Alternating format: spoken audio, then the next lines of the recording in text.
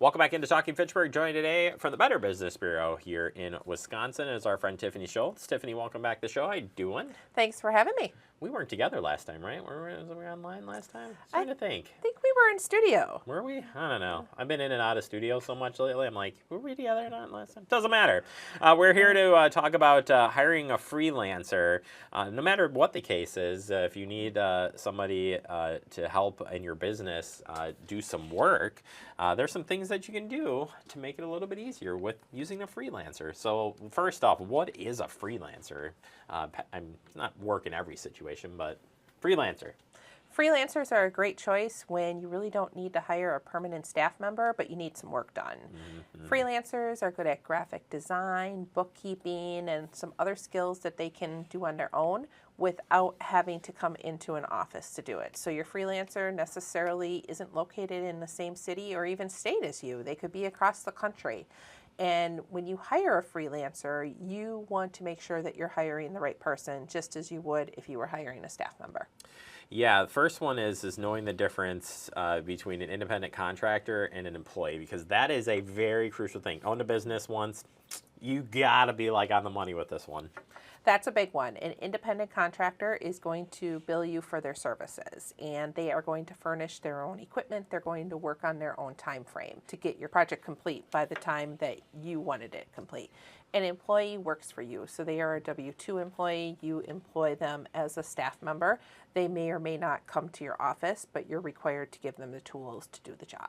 Yeah, that's a really clear-cut piece there, so make sure you definitely do that. Research prices and create a budget when you're working with a freelancer. How do you make sure to get all those things worked out? The lowest price freelancer usually isn't the best. So just as you're hiring a contractor or you're hiring another business to do work for you, you are going to do your homework on the person that you hire too. So set a budget.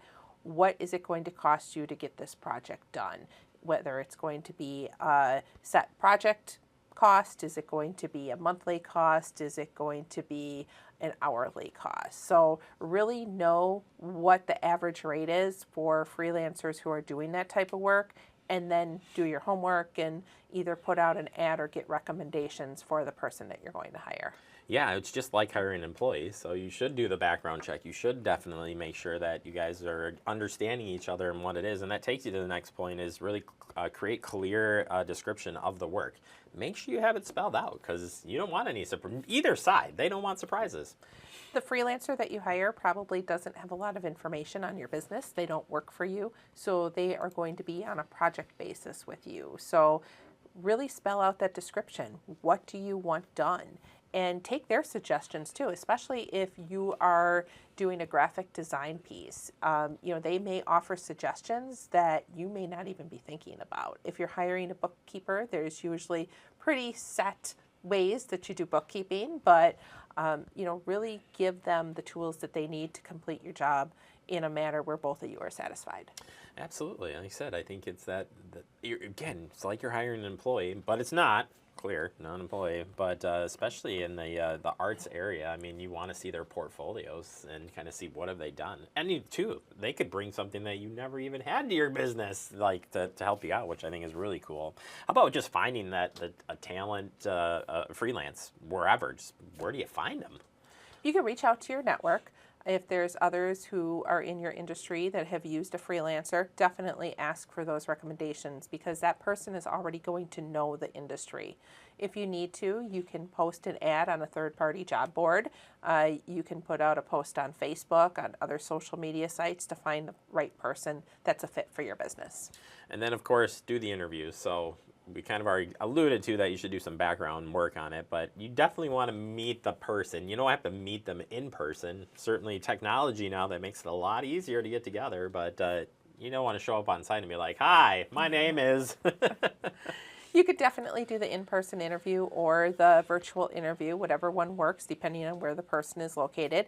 And you would interview them just as you're interviewing an employee. Somebody that you can have a good conversation with and that you really click with is likely a really good fit for your business.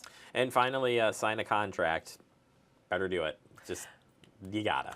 The contract is going to protect both sides, so you want to spell out the description of the work, the scope of the work, what you're going to pay, the timeline, the deadline, and all those other important details, just so that you both are comfortable with moving forward with the project.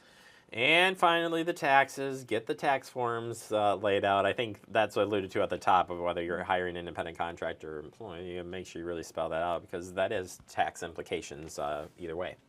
Tax forms are really important. If your business requires a W-9, that person should complete a W-9. And then if you have paid them $600 or more over the course of the year, they are going to fill out another form, a 1099 NEC form. And your accountant can usually help you with those forms that they need. That's a lot of forms. Just a little bit. No, that's good. If people want to learn more about hiring a freelancer or just more on business tips, how can they do so? BBB.org. All right, Tiffany, appreciate the time as always. We'll catch back up with you next month. Thanks for having me. Thank you.